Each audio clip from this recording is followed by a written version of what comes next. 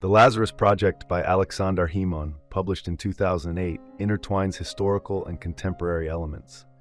The novel opens with Vladimir Brik, a Bosnian-American journalist investigating a murder from 1908. The victim, Lazarus Averbuch, a suspected anarchist, was killed under mysterious circumstances.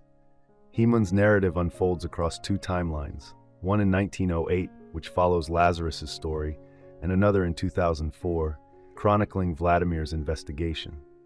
In 1908, Lazarus, a 19-year-old Jewish immigrant living in Chicago, arrives at the home of George Shippey, the chief of police. Shippey, aware of a letter from Lazarus and knowing the young man is armed, decides to shoot first. In the ensuing chaos, Shippey accidentally shoots his own driver and son before he can fire at Lazarus. Both Shippey and his driver shoot Lazarus, killing him.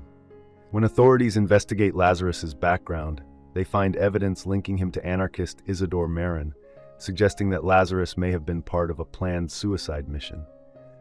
Shippey believes he was the intended target. Lazarus's older sister, Olga, is among the first to be questioned. She denies knowing anything about her brother's involvement in anarchism or where Isidore might be. She mourns Lazarus's death, but later discovers Isidore hiding in a cesspit. She brings him into her home, hiding him in her wardrobe, and demands answers.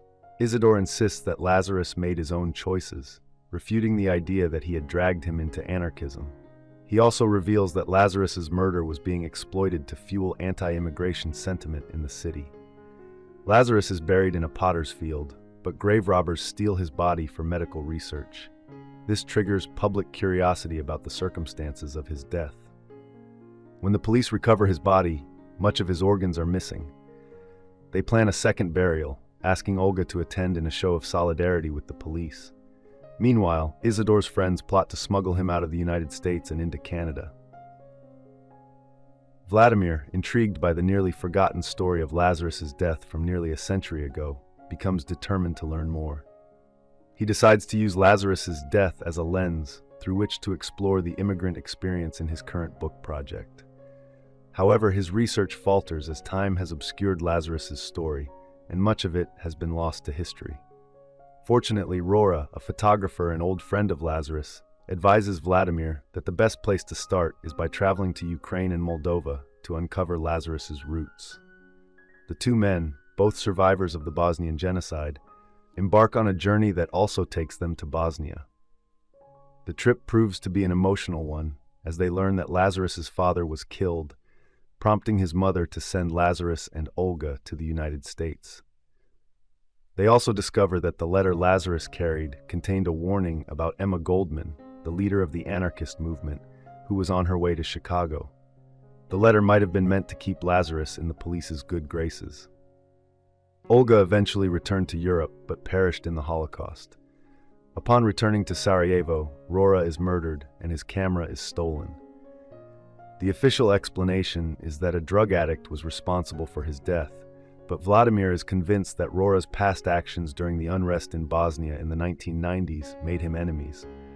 He believes Rora had captured something significant on film, likely a murder, that certain people didn't want to be documented. The novel concludes with Rora's tragic death. In addition to the Lazarus Project, one of Aleksandar Hemon's most notable works is Nowhere Man, 2002.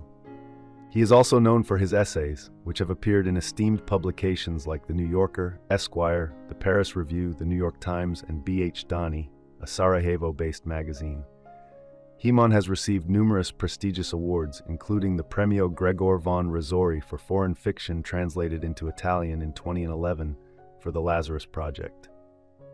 In 2008, the novel was a finalist for both the National Book Award and the National Book Critics Circle Award. Other accolades include the 2017 PEN America Gene Stein Grant, the 2012 United States Artists Fellow Award, and the 2003 Guggenheim Fellowship. I hope you enjoyed this video. Leave a like if you did, and be sure to subscribe. Thank you.